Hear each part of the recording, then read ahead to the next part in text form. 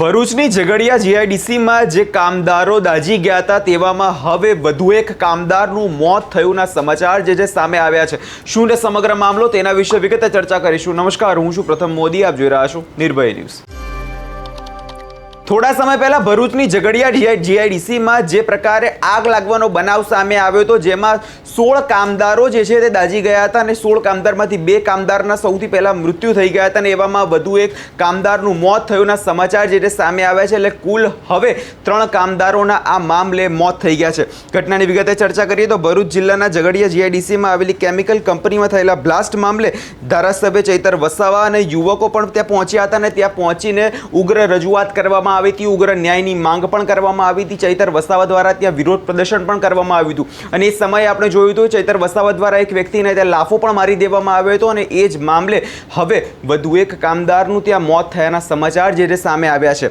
જે લાફાવાળી જે થઈ ત્યાં મામલે ચૈતર વસાવા સામે 3 પોલીસ ફરિયાદ જે છે કેસમાં નોંધાઈ ચૂકવામાં આવી છે। બીજી તરફ આમ આદમી પાર્ટીના પ્રદેશ પ્રમુખ ઈસુદાન ગઢવીએ આ મામલે ભારતીય જનતા પાર્ટી પર પણ આકરા પ્રહારો કર્યા છે।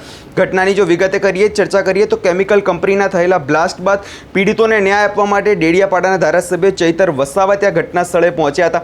જો કે દરમિયાન એક મૃતકના કથિત સંબંધી રોશન વસાવા નામના વ્યક્તિ સાથે ધારાસભ્ય ચૈતર વસાવા વચ્ચે કોઈ પણ ઉગ્ર બોલાચાલી જે છે ત્યાં થઈ હતી। ના બોલાચાલી બાદ થોડીક જ વારમાં વાતાવરણ જે છે ઉગ્ર બની ગયું હતું, જે બાદ રોશન વસાવા અને ધારાસભ્ય ચૈતર વસાવા વચ્ચે જાહેરમાં હાથાપાઈ તેમજ લાફાવાળી થઈ હોવાની ઘટના સામે આવી, જેના સ્થળ ઉપર લોકો વધારે ત્યાં રોષે ભરાયા હતા।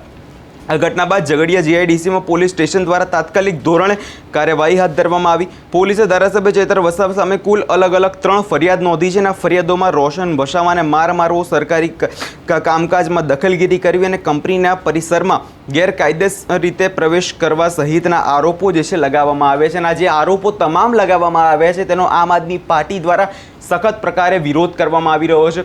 કેમ કે ગઈકાલે જ આપણે ઈસુદાન ગઢવીને સાંભળ્યા હતા અને ઈસુદાન ગઢવી દ્વારા વાત એવી કહેવામાં આવી કે જે કંપનીમાં કામદારોના મોત થયા છે તેમના વિરુદ્ધ માનવ વધનો ગુનો નોંધાવવો જોઈએ, પરંતુ આ સરકાર જે છે તે ચૈતર વસાવા સામે ગુનો નોંધી રહી છે।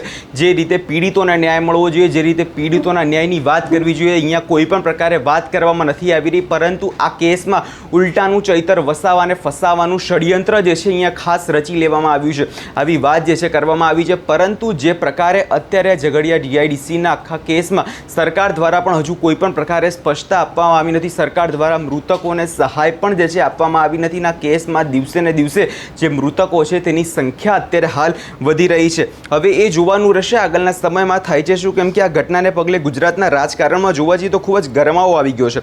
આમ આદમી પાર્ટીના નેતા ઈસુદાન ગઢવીએ ભાજપ અને પોલીસની કામગીરી પર અનેક સવાલો ઉપાડી દીધા છે।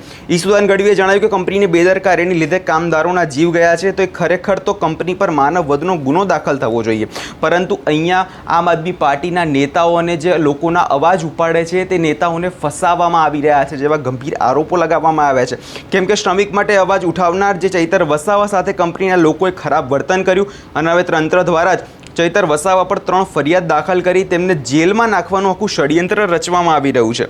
વધુમાં જો જોવા જઈએ તો કેસમાં હવે 12 તાલુકા પંચાયતમાં આપની જીત થઈ અને ભાજપ કદાચ ડરી ગયું છે, જેના કારણે પોલીસ અને ભાજપની આ રણનીતિ જે અત્યારે રચવામાં આવી રહી છે ક્યાંક ને ક્યાંક અત્યારે ફસાવાનું કદાચ આની અંદર કાવતરું રચવામાં આવી રહ્યું છે, જેવા આક્ષેપો કરવામાં આવ્યા છે।